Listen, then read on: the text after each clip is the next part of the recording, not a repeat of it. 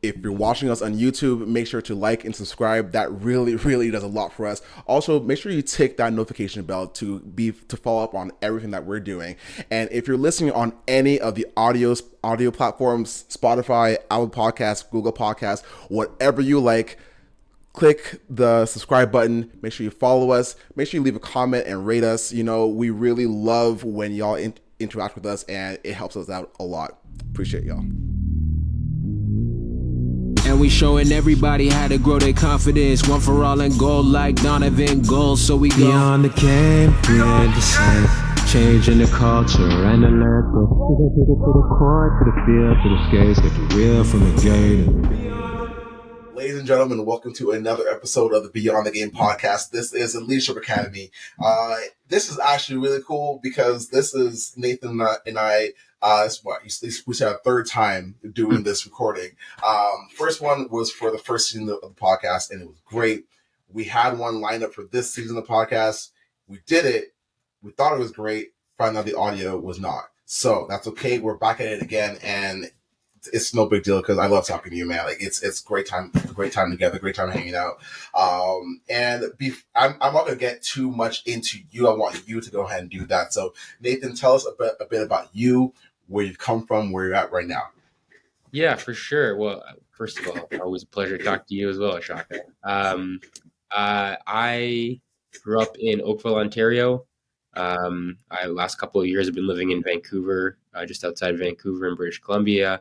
Right now I am in Jacksonville in camp with the Jacksonville Jaguars. And yeah, I play football. I play quarterback. Done that for a good chunk of my life. So that's what I'm doing. I love to hear it, man. Absolutely love to hear it. Funny enough, for those who don't know, Nathan, my younger brother, Samori, or as he is affectionately known by people in his life now, Travis, they grew up as really, really good friends. And so Nathan was at my house a lot as a youngin', and it was awesome to see him grow up to where he is now, and the fact that when he got picked up by the Lions and I was already in BC, I thought that was just the coolest opportunity for us to get reconnected. You know what I mean? So it's been great since then, and to see where you've gone with the career so far, and like I see only greatness to come for you, man. So I'm super excited for the next stage of your career, man. It's going to be great. It's going to be great. Well, we've already talked about this a little bit, but let's get right back into it. Leadership Academy. This is all about leadership development. It's all about the steps we take as athletes to grow as people and as leaders.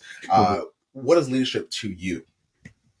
Yeah, I think it's a pretty big question. I think as quarterbacks, I think it's specifically a big part of who we are. I think that there's a lot of talented quarterbacks out there who may even know a lot about the game, but if you're not able to navigate your relationships with your teammates and be able to bring the best out of them, I think it shows. And I think that really talented players are held back because of that lack of leadership ability. So I think that just goes to show how important it is. I think really in its essence, I think it is bringing the best out of the people around you, the best out of them, and allowing them to be the best version of themselves. I think it starts with at least the way that I've always defined leadership has always been through serving those around you, being a servant leadership, and being able to put others in front of yourself. I think that's what's really important. I think that's the way that people gravitate to your style of leadership. I think that I think that you can think of some leaders who are less like that, and they're a little bit more in your face, a little bit more yelling at you and all that kind of stuff. But I think the most effective is when people realize that they are that you care about them as a leader, and you value who they are as a person, and just really trying to get the best out of you. And I think that's really what leadership is in a nutshell for me.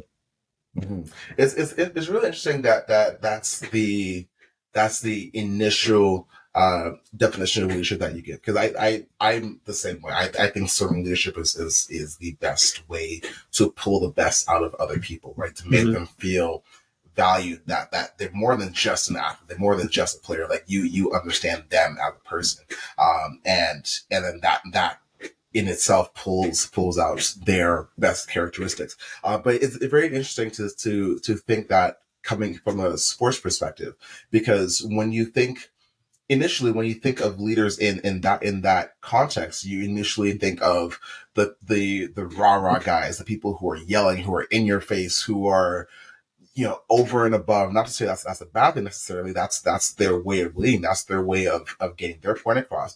But it really sounds like there's so much more to leadership than just that, especially in a sport like football. It's my first thought goes to Ray Lewis. I just that he is a first one. Ray Lewis. Exactly, like those guys who are just always in your face. They're loud. You hear them before you see them, type of guys. And it's those type of leaders that you see, but there has to be more to it than just that, right? There's definitely that relationship component that isn't spoken of so often, right? And is that the type of leader that you have seen throughout your career, be it amateur football and now the pros? Yeah, and I think, to speaking to Ray Lewis, I think that a lot of the foundation for the type of leadership that he really exudes, or he did, is really centered around stuff that you don't necessarily see on camera, right? I mean, he's got some amazing sound bites, but in the locker room and on the practice field and the times where it's tough, like, I think he's a kind of guy that you would love to go to war with, right? And that's, again, goes back to the type of leadership that I believe in, which is, he's doing this for the benefit of other people rather than himself. So, but yeah, in terms of, growing up, I think that you always think that as a kid, or especially when you're younger, that the leader is the most vocal person. And I think that can be true sometimes, but I think that what I've learned is that it's really more about, leading by example and doing the right things. And then I think once you do that and people realize where your heart is and where your intentions are, then they're more likely to follow your words. I think that if you lead just by words and then you have nothing to back it up, I think people see through that pretty easily. I certainly learned that when I was getting into professional football. Like, as a 22-year-old kid going into a professional locker room, I think it's really easy to be intimidated. And I think that vets, especially offensive linemen, were guys that not directly, but communicated to me that it was really important just to really be myself, and that any type of facade that I was going to put on, they were going to see right through that. So I think it's really important to make sure that there is substance behind the words that you're saying, and it's not just something that you're trying to be Ray Lewis and you're trying to be someone exactly not just lip service. Yeah, I think he's an unbelievable example, but I think that just saying words isn't necessarily the most effective type of leadership. Absolutely. I think that's very. So I feel so much easier said than done. You know what I mean? Especially like you just mentioned, a 22-year-old going into a professional locker room, like you're trying to make a name for yourself. You're trying to stand on your own 2 feet. You're trying to make sure that they respect you. But the only way that they will respect you is if you show that you're there to work, right? Not just talk, right? So, that's so important. How did you come up with that definition? Obviously, you've been playing sports your for a majority of your life. You've been around some incredible people in and outside of sports. So from those, have you been able to see those examples and come up with your own definition? Yeah, absolutely. I think you definitely learn as you go. I think that's probably the best way of going about it is, again, like I said, growing up, I didn't really play any other position other than quarterback. And so I think that leadership role was always expected of me. And so you kind of learn as you go how to go about that. And that it's not just being one of the guys that get to go out and call the coin toss. That's Mm-hmm. more about being a captain or being a leader than there is just doing those type of things. So, and then you come across different people. I remember, learning a lot in college, um, going from a position where I was a younger guy and trying to learn older guys, which helped me when I was going to the pros, but then also dealing with different types of personalities. You kind of learn how to deal with different people as Mm-hmm. well. And I think back to my position coach at Ohio. He always said that there's a time to lead big and there's a time to lead small, and I like that. um, that's something that I've really registered for me, and I think it's very true. But again, it comes down to learning about people that you're leading, right?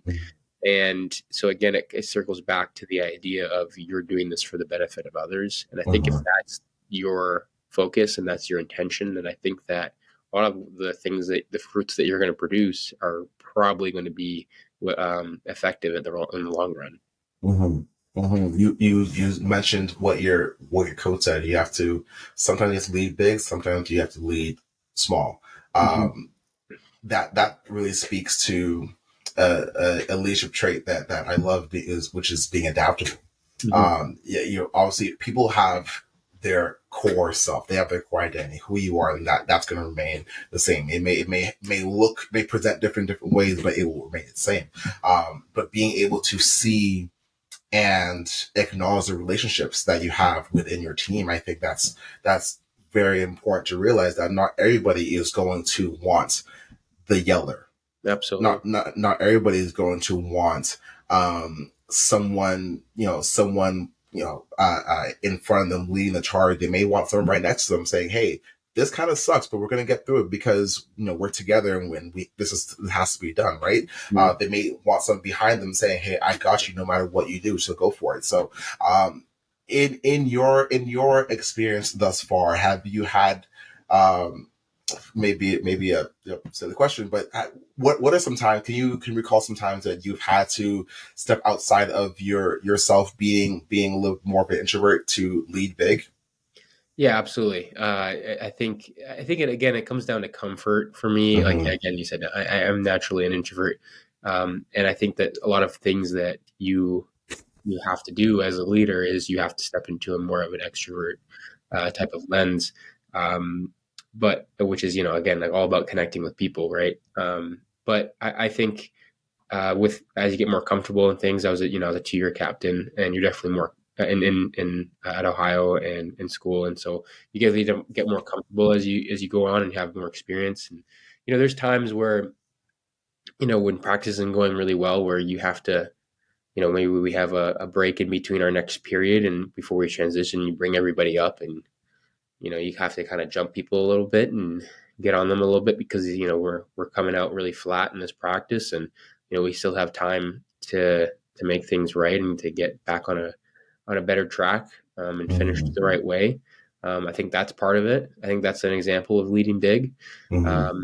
I think there's also some times where when you have to lead big, when you there's guys that aren't when you guys can who are going to they're going to um, change or they're going to respond. I think this is the word I was looking for. They're going to respond to a certain type of leadership, and Mm-hmm. they're just kind of dragging. They're hoping, they're asking kind of for someone to kind of jump them a little bit. You Mm-hmm. know how to get onto them a little bit. And again, that comes with just knowing the people. So I've definitely had those opportunities where it's the grind of the season, and guys are they're not showing up on time for lifts or team lifts, and one of those things where it's like, hey, we you kind of call them out in front of the group, but I think it's because you understand that they need to know that this isn't okay because they're hurting the larger group. It's not because I'm Mm-hmm. trying to make a scene because I want to establish myself as top dog. Mm-hmm. Um, but I think that's a more effective way also to communicate to the rest of the group that this is what the standard is. And just because we all hurt right now because of the grind of the season doesn't mean that, our standards have dropped. And I think that you could say something like that, but I think that I've always preferred also, if you're going to say something in front of the group, to also in a certain tone, then to also at the same time go and talk to them at another time, just one-on-one, pull them aside, lead small, and say, hey, this is why I said what I said. This is why I had to do it. And if they're a good person, if they're understanding, they're going to understand that. And that's part of the leadership part that kind of isn't the most fun sometimes, but again, it's for the benefit of the group. And I truly believe in that a focus of group centered rather than self centered. So. Absolutely, man. That's having that group focus, having that group identity, and having a group goal.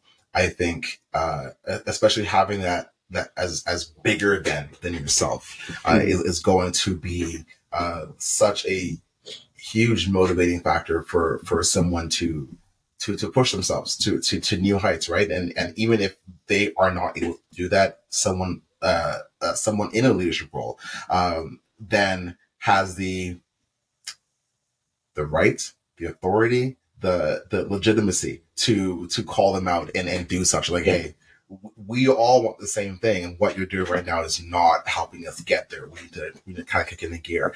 How do you find that doing with grown men, with adults? Like, this is like they're not children out there. They're people trying to, lives are. People have lives, I should say.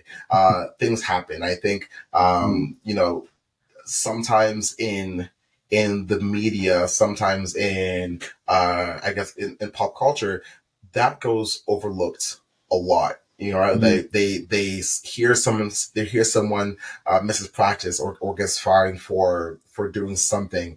But the story behind the scenes is, hey, that person has a family matter. That person has kids who are sick. That person has, situation with just anything at the home. How do you, as a leader, kind of face that and try and understand your team?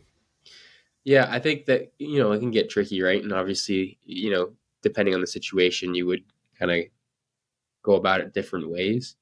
I think that in a lot of situations, in good locker rooms and good organizations, a lot of times family is put first.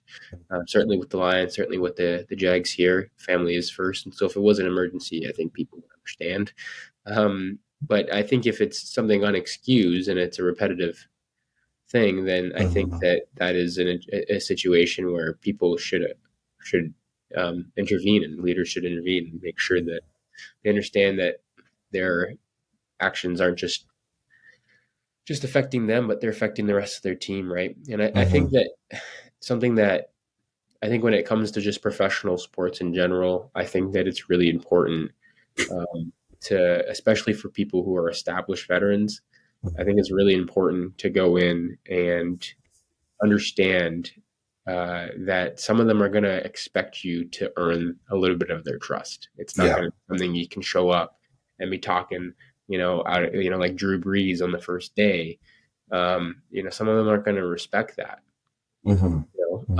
I remember a situation where we had a new player on the team, and he was very focused on a game that we had up and coming, and during camp, and we had a player function that he decided he was going to go and study instead, which you might think is, kind of something that you would respect and understand, but he skipped out on a team event where we were bonding as a team. And so the leaders of the team called him out for that. And I think that was probably the right thing. It showed them that they wanted that connection. They wanted to have that kind of team mentality, despite the fact that you might think that you need to study. Like, we all need to study. We just want to spend time together as a team and bond. Exactly. And so I think it's really important to be able to, especially as a young person or a new person to a situation, is to kind of give yourself some time to prove yourself, keep doing the right thing. That's why leading by example is so important. I think that's how people can lead when they first get into something.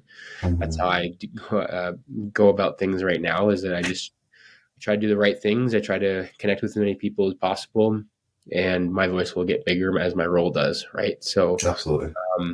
I think that that's something what I did when I was in BC, is that I I really put my head down and worked really hard, and people saw that. People noticed that, and when it was my time to lead, they were ready to get behind me, and certainly no accident on that by my part. No, absolutely, man. I think what was incredible about your time in BC, I think, besides the records and blowing the CFL out of the water, besides all of that, I think the most incredible part is that you were incredibly humble throughout the entire process. You came in and you could have very easily have taken the superstardom that the media was really trying to give you and run with it and made it this whole thing. But you said, no, I'm here to work. I'm here to do what I have to do. And I think one of my favorite quotes from an interview you did with the media was that you are there to be a distributor. You are there to get your ball in the hands of the playmakers and let them do their thing. And you saw what happened when you did that, right? Mm-hmm. And so you guys had an incredible year, and the success. I think that culture has continued this year as well. Under Vernon Adams and now Dave Evans is there. Had an incredible game this week, and you guys that culture that the leader creates is needs to be insurmountable. And I think the leaders on the team when they call it the guy for, hey, no, we're trying to bond. I think that sets the tone. Because X's and O's will come, but that bond needs to be there. And if that bond isn't there, your team is not going to survive. Yeah, absolutely. We had an unbelievable group, and you can see that. I think that they kept the core in BC. They kept the core there, and I think keeping people together, especially in professional sports, is so valuable. Leadership has stayed the same. And they've kept all the right people around, and I think that just shows how valuable that is. But the guys were so great about everything. The transition going from, Hall of Famer and Mike Riley for 2 years and 19 and 21, and then going to this young kid. They didn't really skip a beat, and the guys kept going, and they just really bought in, and I'm very, very appreciative of that. And that's what made that season so rewarding, despite the injury and the way that it ended. But it was quite the ride when we were in it. Absolutely. So let's jump back a little bit. Let's go back. Let's go back all the way to when you first began to play football. Was football your first sport? I think no. I think the first sport I got involved in was soccer. I think Timbit soccer. Okay. Timbit soccer with his oversized jerseys. Yes, exactly. You know the one. I know the ones. Sorry? Did you play?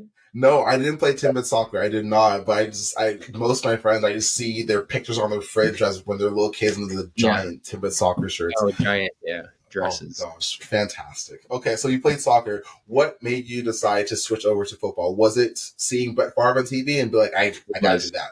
Yeah, it was. Okay. Yeah, it was just a love and wanting to emulate him. I think that's really what it came down to. That's awesome. And it's been quarterback since the beginning. Yeah. I played. My first year with the Burlington Stampeders, which is the rep or travel team that in the area that we grew up. The first year I played some defense, but that was short lived and not the best experience. Hey, defense is fun. Don't get me wrong. Defense is a lot of fun. But something about playing offense, man. I loved it. Something about tackling that's just not in my DNA. It's funny because I play defense, but I don't like to hit. I don't like to get hit. Oh, really? I don't like to be hit or be in pain. Really. So I don't know why I play football to begin with, but it is what it is. Okay, so you played quarterback pretty much your entire time, and you've had some incredible coaches. Was Mike Finch one of your coaches? Yeah, I've been coached by Mike Finch, Will Finch too. Later on, they're Mm-hmm. doing their thing with their quarterback training, and Mm-hmm. I was through SST and Larry Justanis, and Mm-hmm. I think the Finches were involved with NFA at the time. So yeah, they were. I think Larry was my first quarterback coach, and but I did some things with Mike as well. Okay. Okay. And you also did a little hooping as well in your time Yeah, before yeah, you made the jump. yeah. Basketball is my second favorite sport. I played it all the way through high school, Mm-hmm. and certainly miss high school basketball more than most things. So yeah, I played at Holy Trinity Catholic, which is where we went to high school. Mm-hmm. And big fan, big fan. I haven't been able to play. We played a little. Curtis and I played a little bit with some family this past off season, but nothing. We can't. We're not allowed. I can Do only I anything can else. only imagine Just being you smart, but I think actually it's in most NFL contracts. So that you can't do that. Yeah, yeah. I no, mean, we played like we didn't play 1-on-1. We just were shooting and stuff like that. But even to do that has been is there something really cool about the mm-hmm. basketball, like shooting in a basketball court? Like there's it's you can't do that in football where it's just you and nobody else. Like for a goal, Exactly. you can't throw it to nobody. No, So no. I think actually my quarterback in high school, Fabian DeSantis. He had this half football. oh yeah, I've seen those. yeah, and he used to practice by throwing against the wall, and it would fall flat or bounce back to him. Like, that is, what is that? And he showed it, and I still saw him train with that like all the time. I would step out of my house, see him throwing against his wall. I'm like, that's interesting. I guess that's the quarterback version of shooting by yourself. I guess so. Yeah, I didn't have that growing up, but I've seen those for sure. Man, that's funny. Okay, so you hooped a little bit too. At what point did you realize that you wanted to play professionally?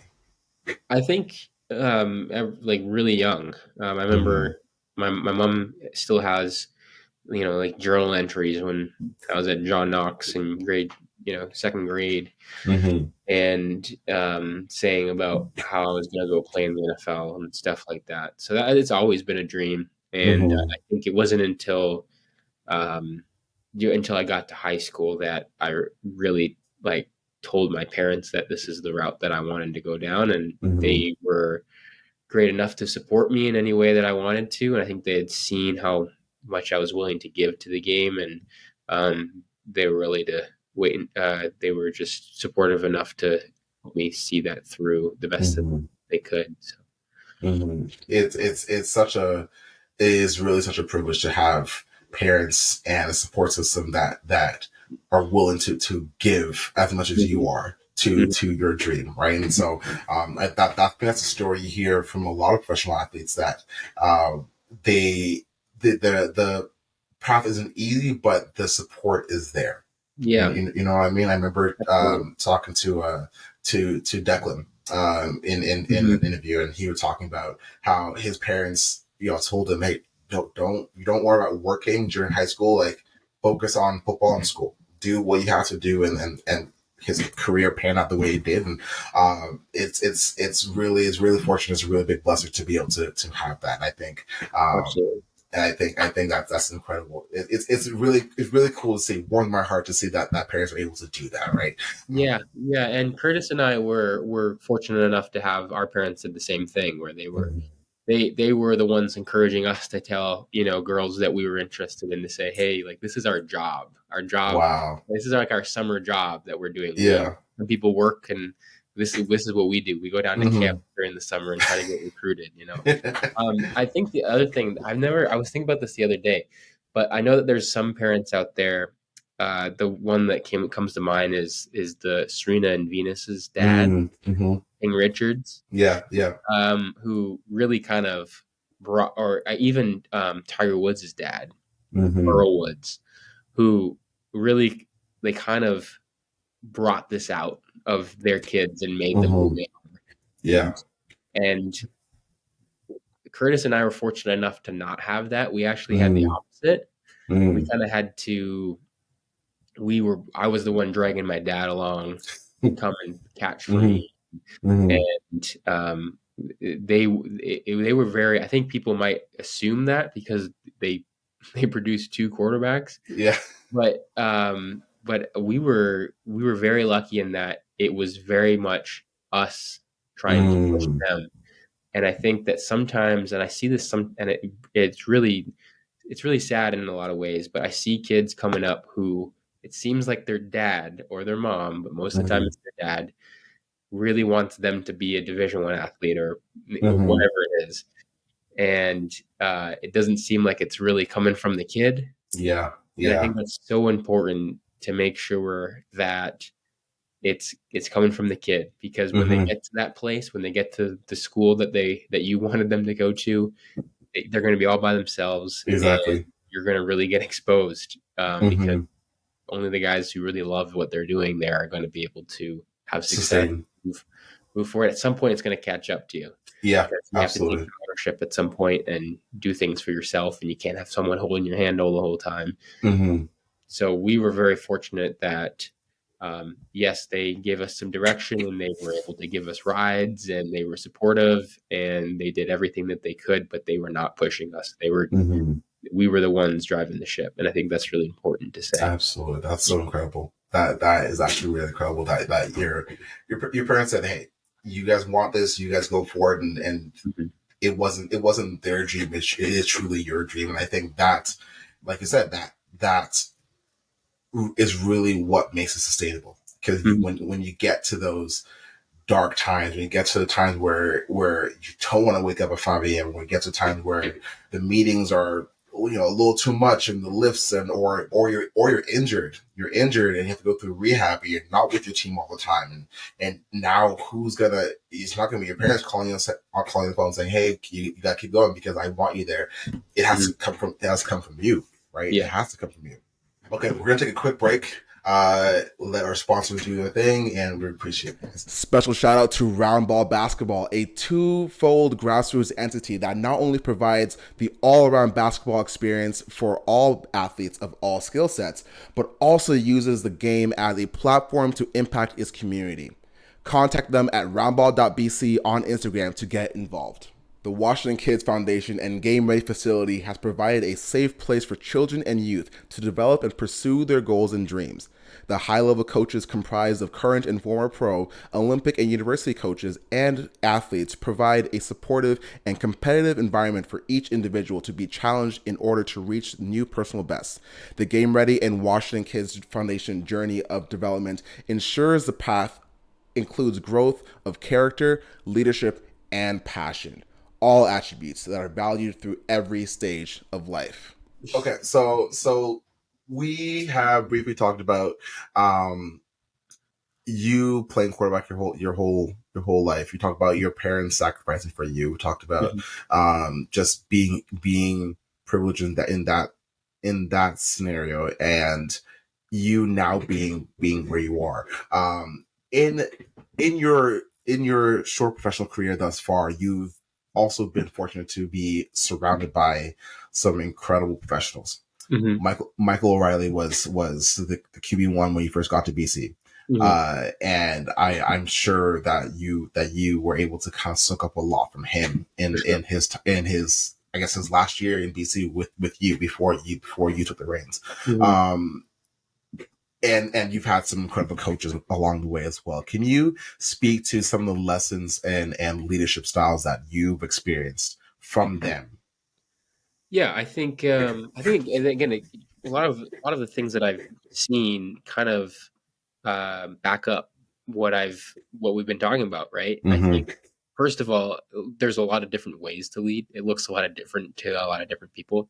Mm-hmm. One of the things that sticks out to me about Mike was that he was always with the guys. Like he was always one of the guys, and he was always very much about the guys in the huddle. He was Mm-hmm. he was always making jokes. Um, he was always around them. He was always having fun. He was a fun guy to be around, but he was always about those guys. And he did it in a style that was different than me. Than when I took over in 22. And then, watching Vernon do it when I was hurt, like he did it differently too. And this is all with the same group of guys, right? Virtually the same. So there's different ways to go about things. But I think that guys have to buy in to that. Yeah. And I think they do so by understanding or by following your example and understanding that you're for them. And so, yeah, Mike's a great example. Another person that I always like to mention is Brian Burnham, who he was just an absolute professional. Him and his wife were going through some really tough things, and he just showed up every single day ready to work with a smile on his face. And he took care of his business. He had this morning routine that he would do every morning, and he was at the end of his career, so he was taking care of his body. And it was really cool to watch just how much intent he had on taking care of himself. And then he would come to practice and he would, absolutely ball out and cook our defense. And then he'd wake up and do it the next day too, and then do it on the day. So, and he was a guy that there was a bit of an aura around him that he was just, you knew who he was, and the way he carried himself, he was just another one of the dudes. And I think that humility really came across to me as someone that I wanted to kind of elevate to in terms of the spotlight. Cause like you said, there was a lot of that. I felt like it was just kind of forced on me, but what I realized is that, and I think this is more of just my personality, is that I wanted to bring those guys in there with me because they were doing so much of the work and they were such players. And he was one of those people that I really meant a lot for him to get his recognition, which I hope that he does, because he's just he's clearly one of the best receivers that BC ever had. And, who knows in terms of the history of the league, I think he's definitely cemented his place, but he's just one of those guys that, just he led from example, and he watched his routine, and he did it. And then I could talk about Dominic Rhymes, who's kind of stepped into that position this year, and emerged as a more vocal leader as the season went on in 22, which was great to see. But like, these are guys that you can see like, hey, this guy's really bought in. And for young guys coming in who they've been in the NFL, and you come to a core as connected and as close as the BC has and that we had, you kind of go, this is the guy you watch. This is what I mean. Like, those are the guys that you really want to emulate and get behind, and you want them to be in the film room together, and so you can ask questions and pick his brain. And I think those are the things that kind of really stuck out to them about for me. And those are just incredible examples of people that took their job seriously, that really wanted, like you said, that they really bought in. Without that buy-in, I don't think you're getting anywhere. You know what I mean? Without the focus solely on what the team needs, it's going to be hard for the team to succeed. And so I think that's an incredible example for those professionals that come in and just do the work and set the tone. So that's awesome. Yeah. No, I think that's true. I think, again, one of the tough things about being a professional is the grind of it, right? Every single day you got to get up and you got to do this again. You might hurt and you have stuff going on at home, and you just have to, you kind of, it's hard to do, but part of being a pro is just kind of showing up and leaving everything else where it is. And I think that I've had a lot of good examples of people who know what it takes to be a pro, take care of themselves, take care of their body, take care of their mind. And I've been very fortunate to be able to witness that firsthand. Absolutely. You've had some incredible coaches as well. It's not a secret that you had an incredible season last year despite injury, and that was able to help you land some NFL interest. You did your workouts. Some of the teams didn't take you as seriously as you would would have hoped, but you landed in Jacksonville. You have an opportunity here in Jacksonville to go compete for a roster spot. You know, the part I don't like about the media, but like, well, why Jacksonville? They already have Trevor Lawrence, blah blah blah. You're just going to sit on the bench. I get defensive in on Facebook sometimes. I tell myself, don't reply. They're just trolls. Leave it alone. But I see those comments and you know, what do you have to say about why did you choose Jacksonville, knowing that there was already an established quarterback in the room? I think it's really comes down to opportunity. I've got an unbelievable opportunity this camp to be in a situation where they only have 3 quarterbacks, and this could very well likely be the 3 that they roll with for the season. And that really wasn't offered in any other capacity. And not only that, but the organization has proven to me that they are very character driven. They are honest. They are transparent. And I think that the combination of opportunity and character is hard to find in the NFL and in professional sports in general. And I think the timing was right for us to try to make the transition to the NFL. And this, we felt like, was the best opportunity to do that. Obviously, you kind of go into an understanding that, you know, the organization is very much centered around Trevor, and I don't think that's my presence is going to change that. But to have an opportunity to be on the field during the preseason games, to be a couple snaps away, never ask anyone to be injured, obviously, but to be a couple snaps away if something were to happen is a lot closer to the goal than otherwise. So that's really what it came down to, opportunity. And I think Doug Peterson's got a really good reputation for playing in the second, third string quarterback. And like I said, like a lot of rooms around the league have 4 or 5 quarterbacks at this point, and we only have 3. And that's just a tremendous amount of reps. That's a tremendous amount of faith the organization has put in me and the rest of the guys in the room. We have a great room. Like Trevor Lawrence and CJ Beathard are great guys to be around. I'm going to learn a lot from them. And ultimately, that's what made the decision happen. It certainly wasn't an easy decision in any frame of mind, but it was ultimately that's what it came down to. Absolutely. And not like you needed to prove anybody or to give a reason to any of the trolls on Facebook or anywhere, but I hope if anyone's listening to this and you had doubts on why Nathan decided to go to Jacksonville, I hope you've heard that he's from a youngin', he's wanted to play in the NFL.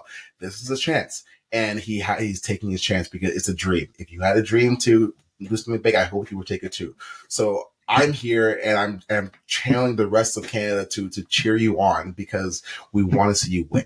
We want to see you achieve your goals. We want to see you get to the highest of heights and do what you do because you're a person who deserves it. You're a person who has worked so incredibly hard to get to this point, and now you have an opportunity. And I'm amped for preseason. I don't think I've ever been amped for NFL preseason before, but I'm ready for this one just to see that number 18 step on the field. I'm so excited for your opportunity. Appreciate it. Yeah, I'm excited as well, and I appreciate you saying that. Yeah, it's funny because, you know, during the whole thing, I try to stay away from it, but obviously you hear things, but I think the people who knew football were the most understanding. Yeah, the guys, teammates with the Lions, the guys who I really, in a lot of sense, felt like I was, you know, letting down. They were the ones who were the most supportive. The coaches there, they were most supportive. The front office people were the most supportive. Teammates that I've had, all throughout my career were very supportive. And at the end of the day, that is all that really matters is those people, because those are the people you go to battle with, right? And they're the ones that I think understand if they were in a very similar situation, they would probably do the same thing, Mhm. right? So I think that's something that's always funny to me about that is that those are the people that understood, more than maybe the casual fan.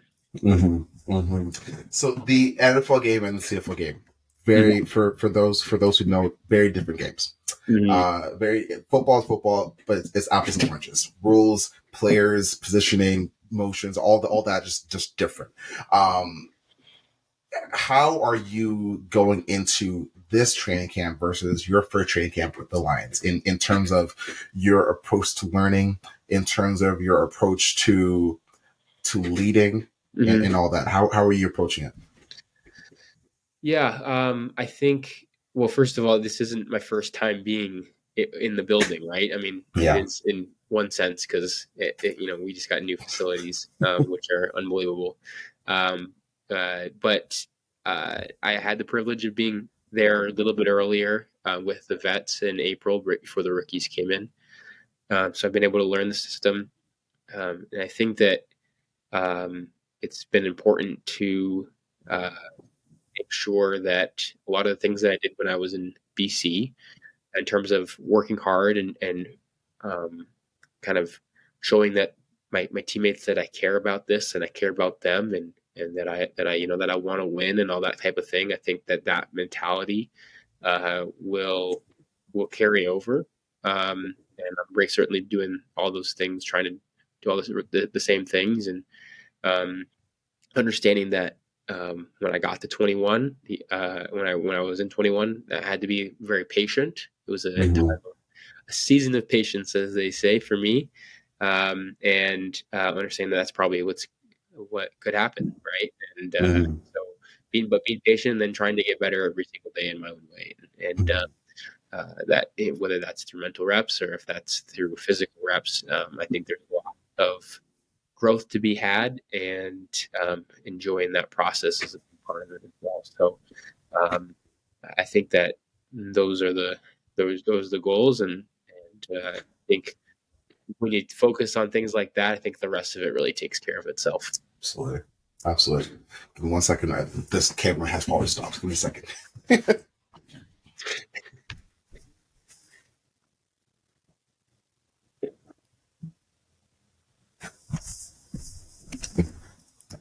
It definitely stopped, but I have no idea where, so that's totally fine. We have this one. Okay. We're good. We're good. Okay. All right. Let's keep going. Okay. How are you for time, by the way? I'm good. I haven't had dinner yet, but it's not a big deal. We usually in about half an hour or so. Okay. Okay. Yeah, Okay. it's Okay. not a big deal. I don't have anything for the rest of. Actually, I'm speaking to my parents tonight, but it's not a big deal. It's Okay. Okay. not 8:30, so don't worry. Okay. Okay. Yeah, All right. Well, we're almost there anyway, so we're almost okay. there. Okay. Okay. So just approach football. Great. Okay. How has your scrap that? Come back. You recently got married. You recently got Yeah. married to your beautiful wife Emily.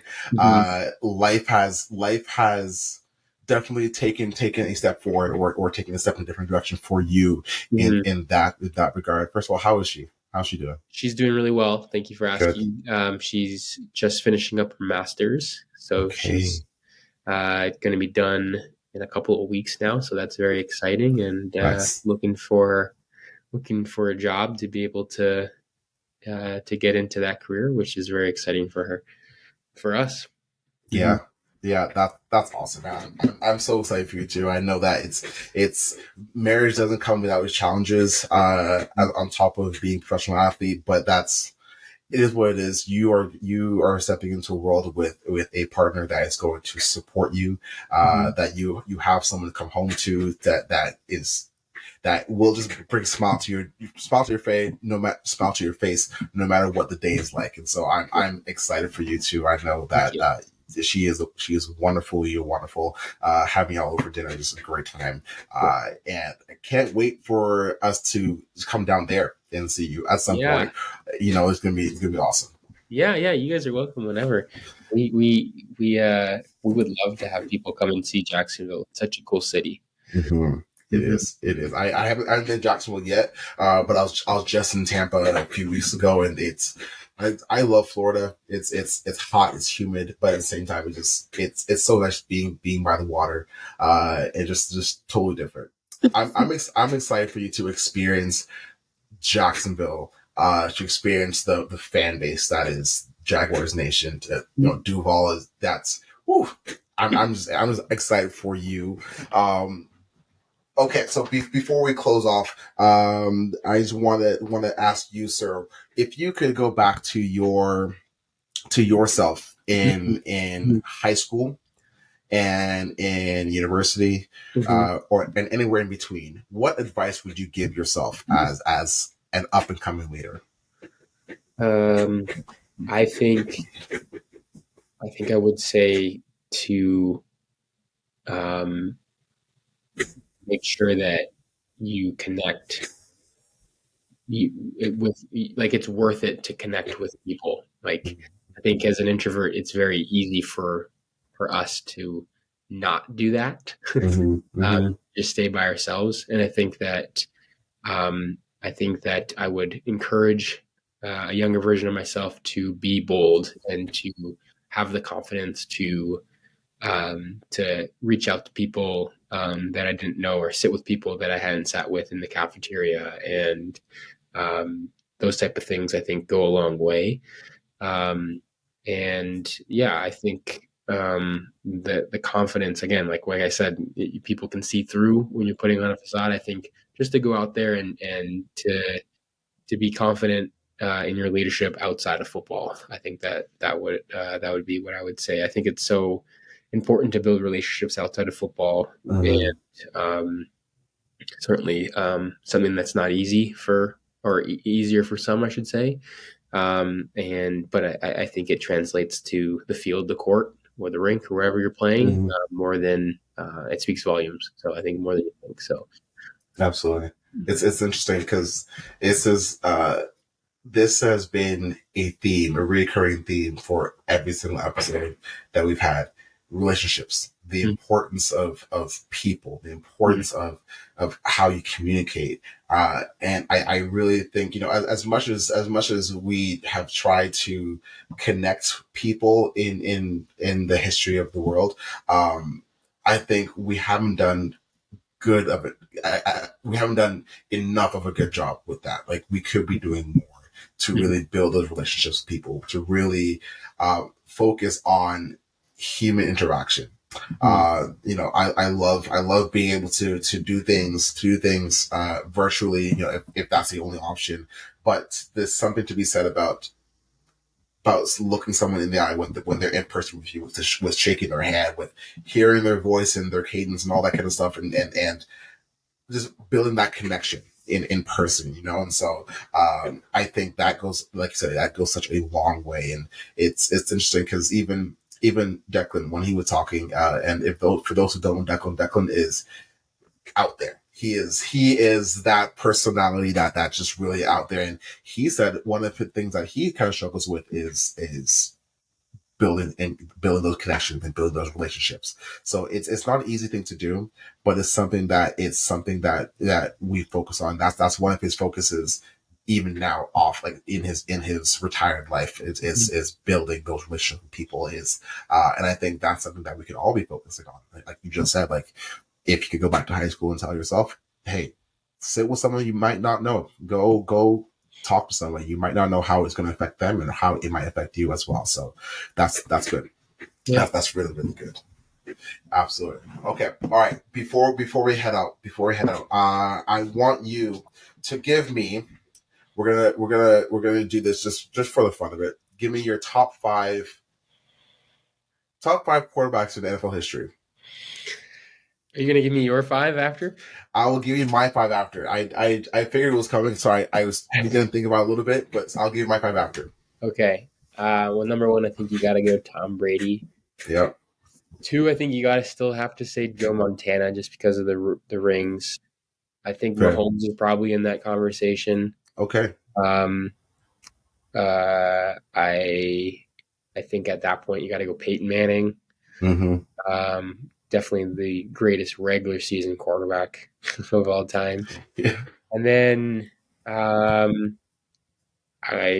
would have to say Drew Brees is probably there. I think that fifth spot's pretty up to debate. I think you could put a lot of people there, but that's what I would have to say.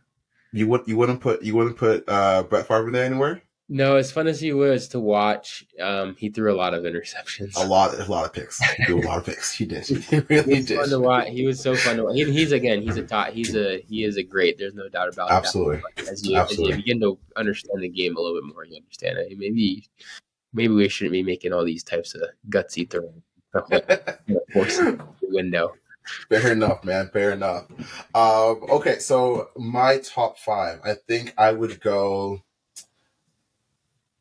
Joe Montana at number 1. Okay. Tom Brady at 2. Okay. Warren Moon at 3. Okay. I did say NFL. I didn't say football. I said NFL. So I want to put Damon Allen there, but he was a CFL quarterback. Although he is the all-time leading passer, I did say NFL. So I'm going to keep Damon off this list. Shout out Damon Allen, man. 23 years in the CFL, nuts. Anyway, so I said Joe, Tom, Warren Moon. Mm-hmm. I have a hard time putting current players in it, but I agree with you that our boy in Kansas City should be there. Mm-hmm. And number 5, I've loved Drew Brees for a long time too. So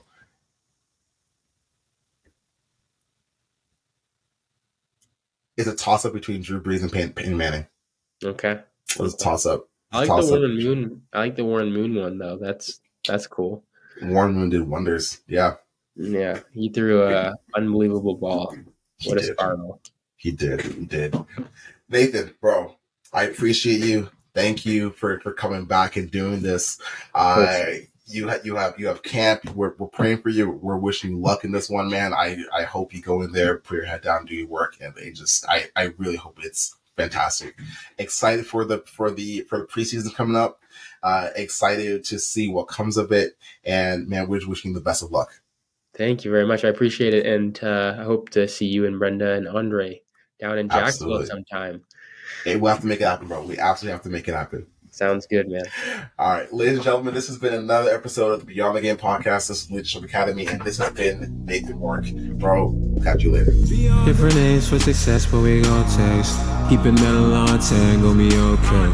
Gold medals round neck, CFL rings, Bill Kings, Queens, BTG, we be rotate.